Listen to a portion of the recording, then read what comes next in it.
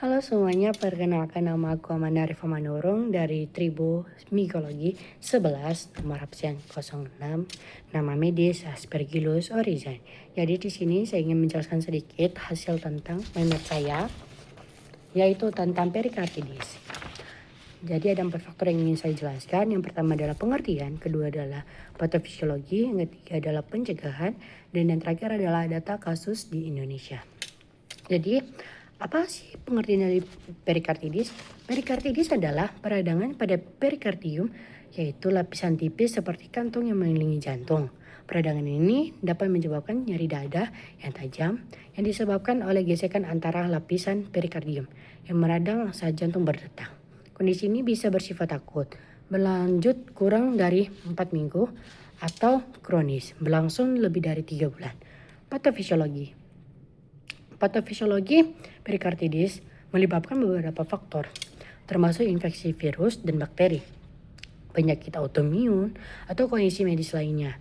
Peradangan dapat perikardium menyebabkan peningkatan cairan perikardial yang dapat menyebabkan nyeri dada dan komplikasi lainnya.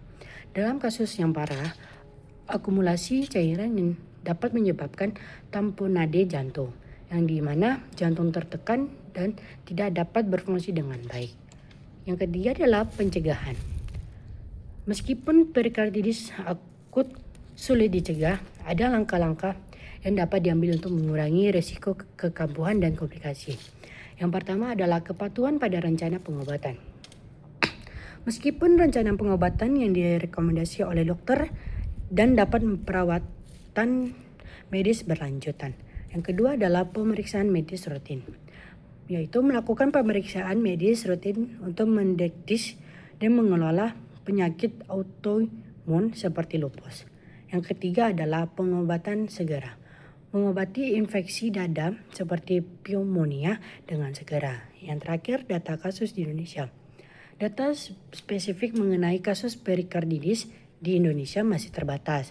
Namun, tuberkulosis yang disebut dengan TB merupakan penyebab utama perikarditis di negara dengan beban TB tinggi termasuk Indonesia. Sebuah laporan kasus menunjukkan bahwa perikarditis dapat terjadi sebagai komplikasi dari penyakit autoimun seperti lupus eritomatosus sistematis atau disebut dengan SLE.